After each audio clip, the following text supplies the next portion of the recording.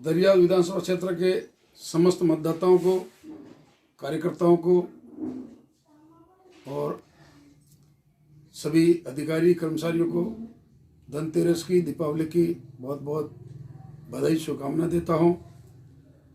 दरियावती विधानसभा क्षेत्र की तैयारी मेरी पूरी तरह से है और आने वाले 25 तारीख को जब मतदान होगा, कांग्रेस पार्टी बड़ी ताकत के साथ जीत दर्ज कराएगी। 2 वर्ष में आप उपचुनाव में विधायक रहे, अभी क्या क्या विकास के कार्य किए गए? विकास के काम तो आप देखोगे तो आपका दिमाग खराब हो जाएगा। इतने जबरदस्त काम कराए जो पिछले 25-30 सालों में नहीं हुए, वो काम हमने करके दिखाए हैं जनता को। जनता जनार्दन मेरी माई बाप है, वो निर्णय करेगी, परंतु हमने कोई कमी नहीं रखी है। दरियावत में सबसे बड़ा काम हमने किया हॉस्पिटल का। हॉस्पिटल जो हमारा रनिया मगरी में बन रहा है, हमने इतनी कम समय में वन विभाग से जमीन लेकर के हॉस्पिटल की स्वीकृति कराई और वो हॉस्पिटल बन के तैयार होगा तब तक कम से कम 60 से 65 लाख करोड़ रुपए उस पर खर्च होंगे और आधुनिक तरीके से बनेगा। इसमें सभी तरह की मशीनें लगेगी, सभी तरह के डॉक्टर बैठेंगे, सभी जांचें यही होगी और नर्सिंग स्टाफ 50-60 नर्सिंग स्टाफ बैठेगा। इतना जबरदस्त अस्पताल होगा जैसे जिला लेवल से भी बढ़कर, ये मेरी भावना है और जनता का आशीर्वाद रहा, मैं उनको करके दिखाऊंगा। क्षेत्र में बिजली, सड़कें, नालियों का लगातार मुद्दे छाए रहते हैं, तो आपने क्या विकास करवाए?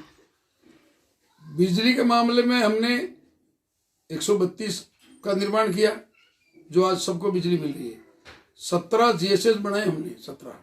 भारतीय जनता पार्टी ने एक भी नहीं बनाया।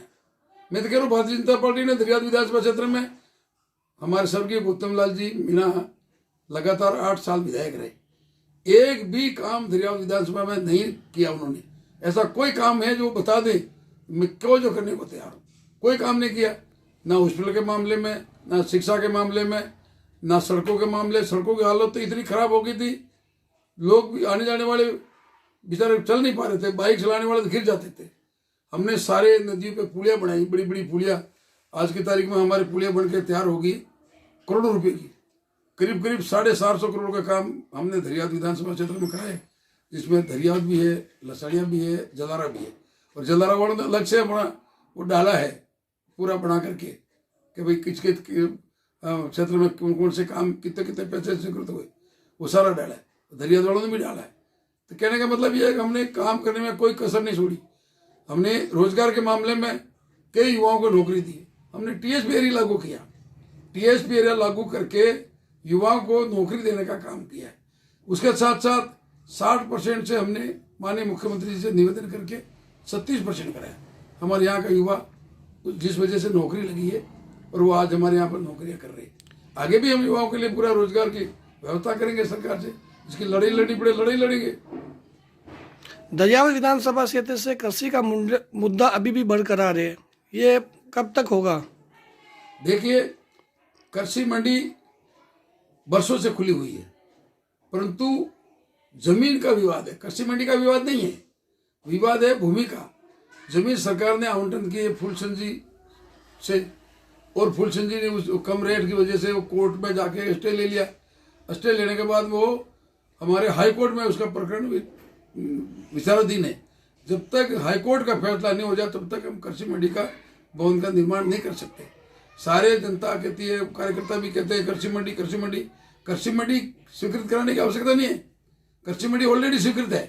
केवल भवन बनाने के लिए कोर्ट का स्टे, जमीन हमारे पास उपलब्ध है। हमने 2 जगह जमीन चिन्हित कर रखी है, परंतु कृषि विभाग के पास ऑलरेडी जमीन आवंटन हुई है, तो दूसरी जमीन वो नहीं आवेदन कर सकते।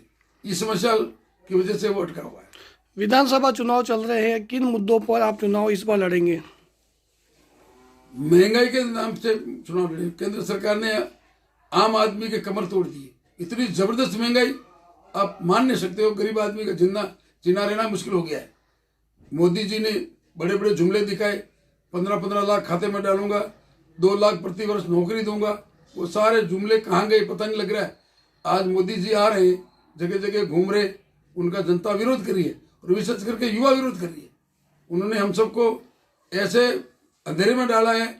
नोटबंदी अलग कर दी, जीएसटी कर दी, कफन खरीदने जाओ तो 18% GST है।